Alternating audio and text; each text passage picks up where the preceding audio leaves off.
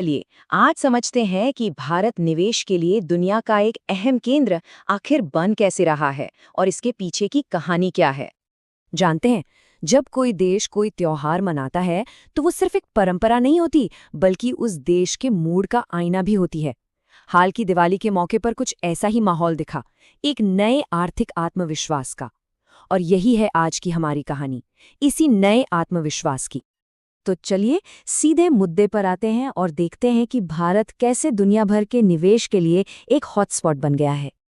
पूरी दुनिया में ना इस वक्त एक इकोनॉमिक उथल-पुथल सी मची हुई है, लेकिन कमाल की बात यह है कि कई रिपोर्ट्स और एक्सपर्ट्स के मुताबिक इन सब के बीच भारत की अर्थव्यवस्था एक स्थिर जगह के तौर पर उभर रही है, जहां मौके बन रहे हैं। बातें तो ठीक हैं, लेकिन कहते हैं ना, नंबर्स डोंट लाई। तो चलिए जरा आंकड़ों पर नजर डालते हैं जो इस भरोसे को और पुख्ता करते हैं। देखिए, किसी भी देश पर दुनिया कितना भरोसा करती है, ये देखने का सबसे अच्छा तरीका है एफडीआई, मतलब फॉरेन डायरेक्ट इन्वेस्टमेंट। तो सवाल यही उठता है कि हाल के महीनों में भारत में आखिर कितना एफडीआई आया है। और आंकड़े हैरान करने वाले हैं। 50,000 करोड़ रुपए, वो भी उससे ज्यादा। ये अपने आप में एक नया रिकॉर्ड है। और सबसे दिलचस्प बात यह है कि ये पैसा सिर्फ एक जगह नहीं आ रहा। ये banking, finance, infra, tech, green energy, मतलब हर जरूरी सेक्टर में लग रहा है। और इससे क्या पता चलता है? यही कि इन्वेस्टर्स का भरोसा पूरी इकोनॉमी पर है, किसी एक हिस्से पर नहीं। तो सवाल ये उठता है कि आखिर हो क्या रहा है? इस जबरदस्त ग्रोथ और इतने बड़े निवेश के पीछे का राज क्या है? इसकी जड़ें कुछ बहुत बड़े इकोनॉमिक रिफॉर्म्स और योजनाओं में हैं, जैसे कि जीएसटी, नेशनल इंफ्रास्ट्रक्चर पाइपलाइन और पीएम गति शक्ति जैसी पहलें। और इन प्रोजेक्ट्स का असर देखिए, देश की पूरी सप्लाई चेन और लॉजिस्टिक्स का नक्शा ही बदल गया है। रिपोर्ट्स तो ये तक कहती हैं कि औसतन हर 40 दिन में कोई ना कोई बड़ा प्रोजेक्ट पूरा हो रहा है। और इसका सबसे बड़ा फायदा क्या हुआ कि अब हम सिर्फ सरकारी खर्च पे डिपेंडेंट नहीं हैं, प्राइवेट और फॉरेन दोनों तरफ से पैसा आ रहा है। ठीक है, ये तो हुई देश के अंदर की बात।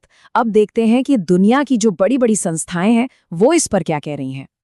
अब देखिए, जब IMF मतलब इंटरनेशनल मॉनेटरी फंड की चीफ खुद ये कहती है कि भविष्य भारत का है, तो ये कोई छोटी मोटी बात नहीं है। दुनिया भर के निवेशक ऐसी बातों को बहुत सीरियसली लेते हैं।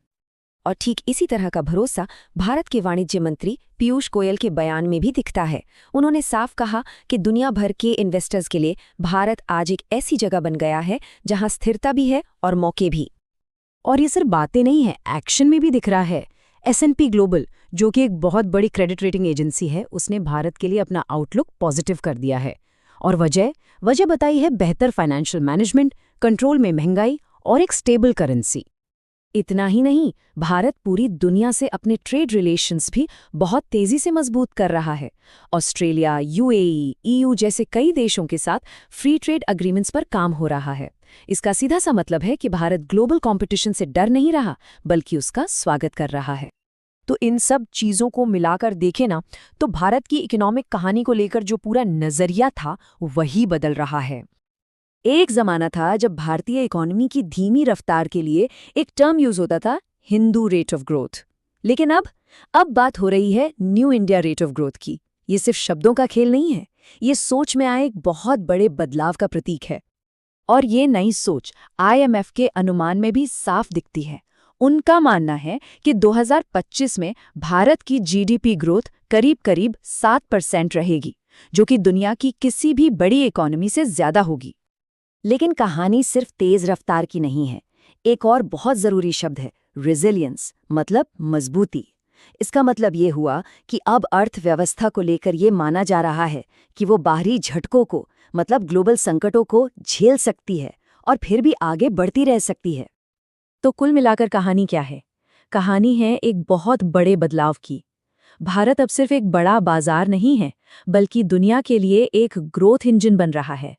पहले जहां दुनिया से निवेश की उम्मीद होती थी, वहीं आज भारत को ही निवेश और अवसरों का एक पावर हाउस माना जा रहा है। सोचने वाली बात यही है कि ये नया दौर, ये नई रफ्तार भारत और दुनिया के लिए आगे क्या नए दरवाजे खोलेगी।